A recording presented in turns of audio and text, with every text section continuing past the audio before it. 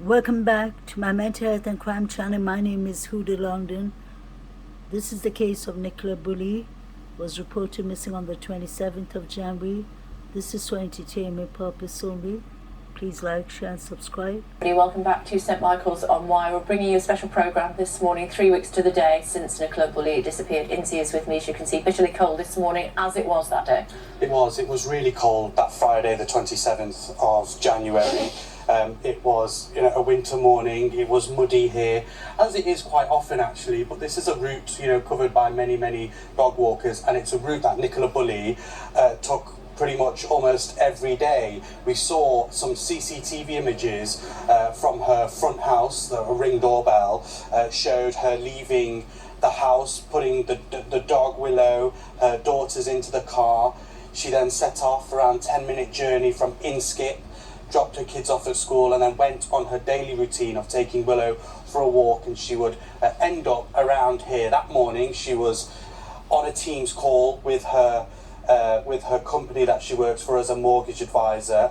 And then what happened in a 10-minute window, an unaccounted 10-minute window, which police are still trying to get questions over, is the huge question right now, 3 weeks on. What happened to Nicola Bulley in that 10-minute window? Yeah, I know the family have been speaking to you this morning. I've also had the local council leader on the programme. He was saying they're going to look at here. I mean, it looks pretty innocuous, but once you get into that river, it is tidal, and it could be up to 20 feet deep in places. So he says we're going to look at what can be done to try and sort that out. It's an important point that as well, Kay, because over the last 3 weeks a lot of people said, oh well, I don't, it doesn't really seem it's flowing fast, it looks quite calm, but actually it's a tidal river, so the nature of it means that it moves back and forth constantly, and police were adamant that that is the case. If say Nicola went into that river, as their working hypothesis is, she will have moved significantly in 21 days. And potentially, well, highly likely, police actually say, is that she will have ended out at sea. When you just go round the bend here, the meander of the River Wire here, you get to a weir. The weir then picks up a lot of stream, and you see the water starts moving pretty quickly. And then when we've gone further down the river, as it gets wider and wider, you see it moving really quickly. In some parts the water going upstream, in some parts going downstream, and you see big pieces of debris moving in that water as well. So the police have been scouring that water using water drones, using divers, specialist diving teams. They've used boats on the water as well, underwater cameras, to really get a sense if they can find any evidence in relating to Nicola going missing. Yeah. What is strange is that they're standing and talking right in front of the bench and the tree. And the post on the tree says that Nicola Bulley was missing from a home in Inskip. And the dog was last seen, Willow was last seen in Garson Road, not far from where Nicola was. So the question is, did Nicola actually drive their children to school? Because we heard from Senior Superintendent Rebecca Smith that the children were driven to school.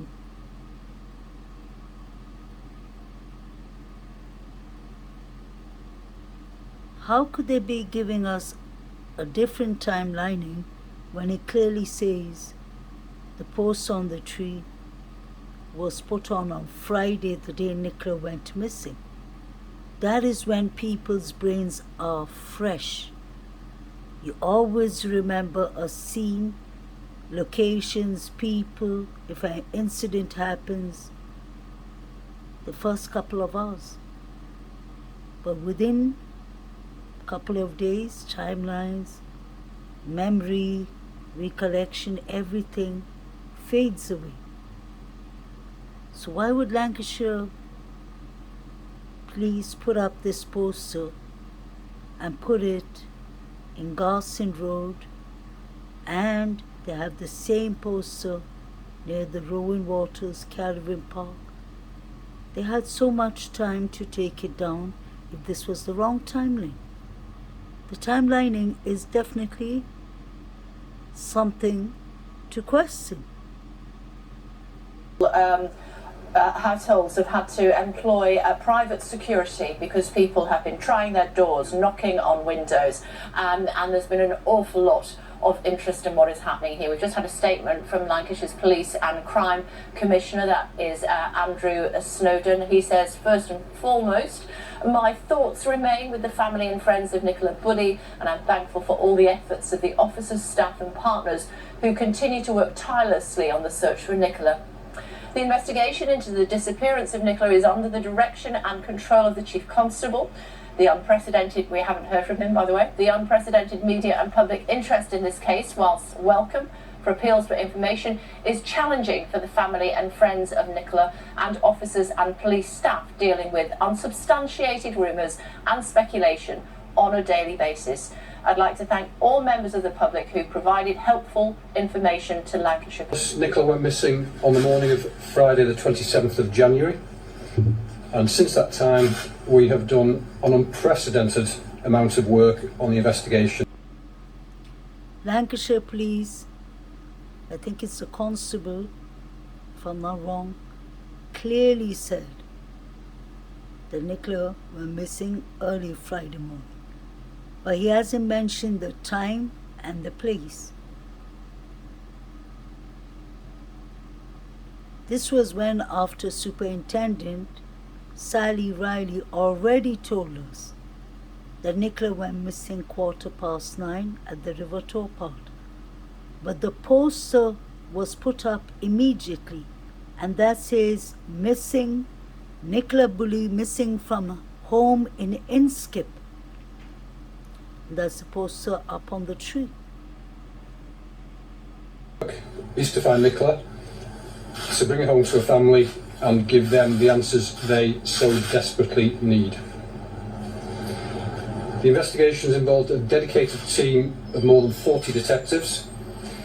They've been looking through hundreds of hours of CCTV, dashcam footage, speaking to numerous witnesses, carrying out digital inquiries and examining literally hundreds of pieces of information submitted by the public. And I would like to thank the public for all of their assistance throughout this investigation.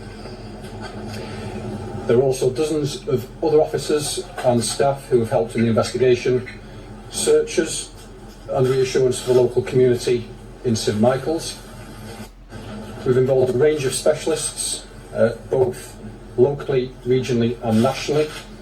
The investigation has not wanted at any stage for experts who are the best in their field available to law enforcement in the UK.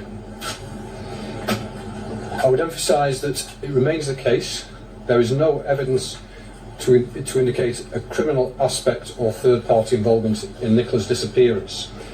However, the officers involved in the investigation are the same experienced specialists and many senior officers who are concerned with the investigation of the most serious and complex crimes. That is the importance and focus we have given to the investigation to find them.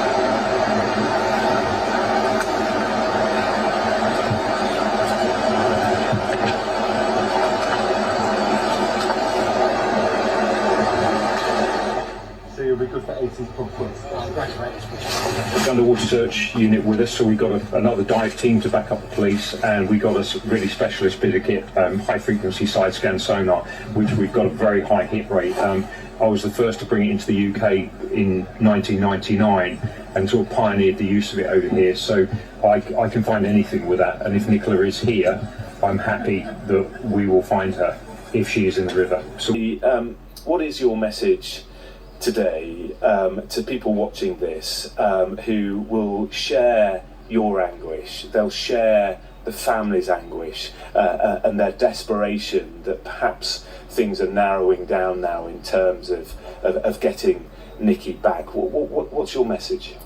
Again, yesterday they said they haven't explored all the avenues. We've got footage missing from Garstang Road, which is just outside of the river where you come into the gate for the walk. So we're appealing again for anybody that has the dashcam footage, any information on that. Then when we've explored that avenue, then hopefully the police can piece a bit more of the picture together. I know people will be coming out in the force today. We've had message after message and we thank you. We've got routes set up for people to do today. We've actually overnight got, I think you've already shared it, we've got this 10 foot illuminated box that actually drove from Blackpool to Preston last night. It's going to be driving around, it's going to be prominently in St Michael's today, just to raise that awareness. And if someone can just shed a little bit of light to give us some evidence, that's all we're asking. And it's just a simple phone call. A simple phone call, and nothing's too small, but then again, don't clog the lines with trivia. No, and for you, you're not ruling anything out? We're not ruling anything out, no. And we have to, I've always... Emma doesn't want anyone to clog up the police lines, the phone lines. I thought when people have information, even the smallest piece, tiniest piece of information could actually help to find Nicola.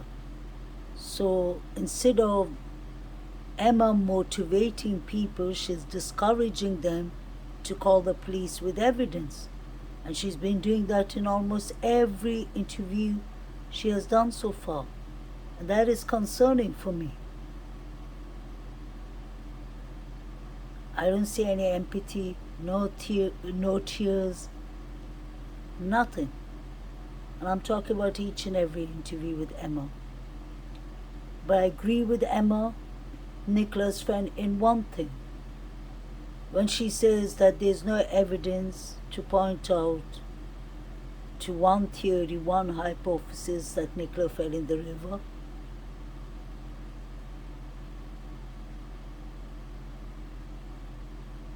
She says we need dash cam footages because the CCTV footage near the river top part ain't working. So how could the police, Lancashire police, rule out a third party?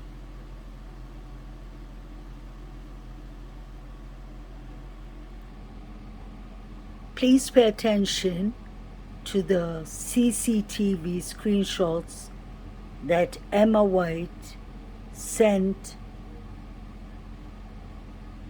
to the mainstream news medias and to the police, and compare it to the one Paul and his male friend have sent Grizzly True Crime. Look at the difference. Nicola had on white gloves over there.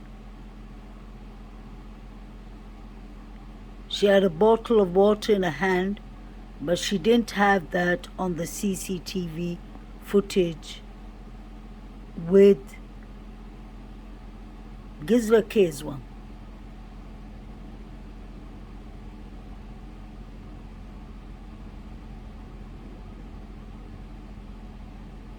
This is for entertainment purpose only, but if you look at the picture on the right hand side, it looks like Nicola has bruises on her face and neck and under her chin, unless even the CCTV footage is fake, like the one they sent to Grizzly K.